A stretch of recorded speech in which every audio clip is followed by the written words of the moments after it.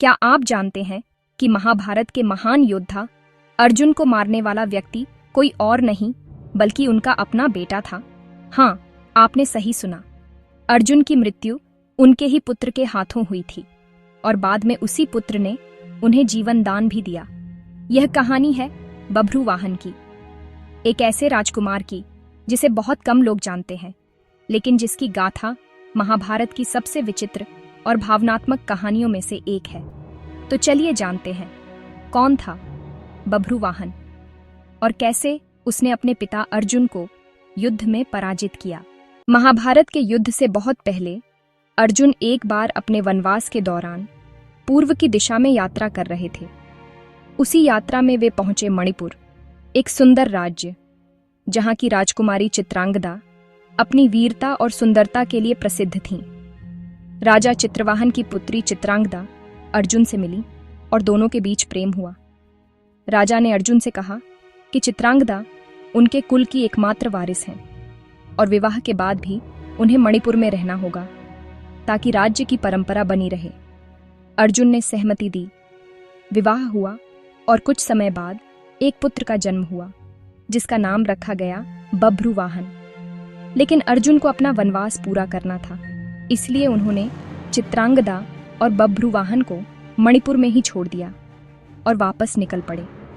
बभ्रुवाहन अपने पिता की वीरता की कहानियां सुनते हुए बड़ा हुआ, लेकिन कभी उन्हें देखा नहीं। महाभारत का युद्ध समाप्त हो चुका था। पांडवों ने विजय प्राप्त की थी, लेकिन युधिष्ठिर का राज्याभिषेक होने के बाद अर्जुन को एक और कार्य सौंपा गया, अश्वमेध यज्ञ की रक्षा करने का। इस यज्ञ में एक विशेष घोड़ा अश्व छोड़ा जाता है और जहां जहां वह घोड़ा घूमता है वहां के राजाओं को या तो युधिष्ठिर की अधीनता स्वीकार करनी होती है या युद्ध लड़ना पड़ता है। अर्जुन उस अश्व के साथ विभिन्न राज्यों में गए और कई राजाओं को पराजित किया। धीरे धीरे अर्जुन में फिर से एक प्रकार का अहंकार आने लगा कि अब कोई भी उसे पराजित नहीं कर सकता। और फिर वह घोड़ा पहुंचा मणिपुर। जब अर्जुन का अश्व मणिपुर की सीमा में प्रवेश किया, तब राजा बभ्रुवाहन ने अपने मंत्री से पूछा, यह किसका यज्ञ अश्व है? उसे बताया गया कि यह पांडव अर्जुन का घोड़ा है।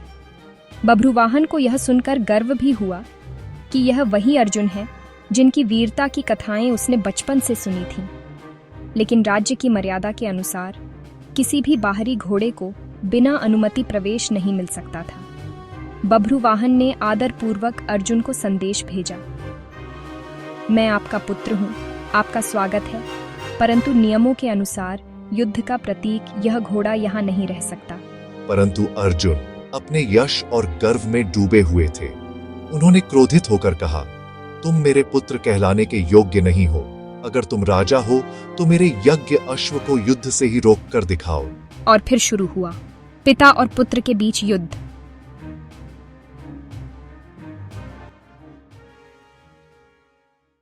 युद्ध भयंकर था।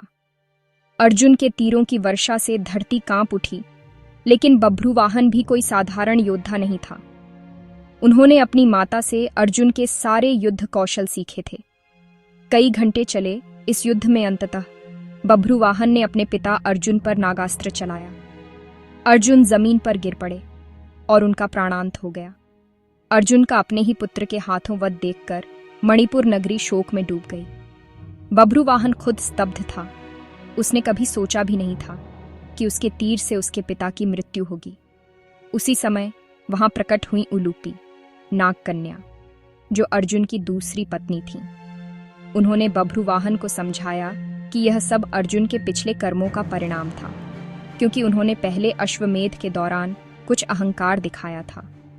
उलूपी ने एक संजीवनी मणि दी जिससे अर्जुन को जीवन दान मिल सकता था। बभ्रुवाहन ने आंसुओं से भरी आंखों से वह मणि उठाई और अर्जुन के शरीर पर रख दी।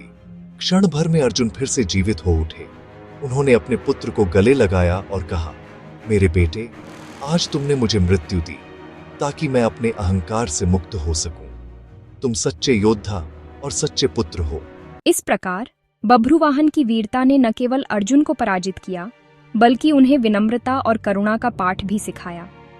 बभ्रुवाहन को इतिहास में भले ही उतनी प्रसिद्धि नहीं मिली, लेकिन उसकी कहानी यह सिखाती है कि सच्ची वीरता अहंकार में नहीं, विनम्रता में होती है। अगर आपको यह कहानी पसंद आई तो वीडियो को लाइक, शेयर और सब्सक्राइब करना न भूलें। ऐसी ही अनसुनी कथाएं हम आपके लिए हर हफ्ते लेकर आते हैं। जय श्री कृष्ण।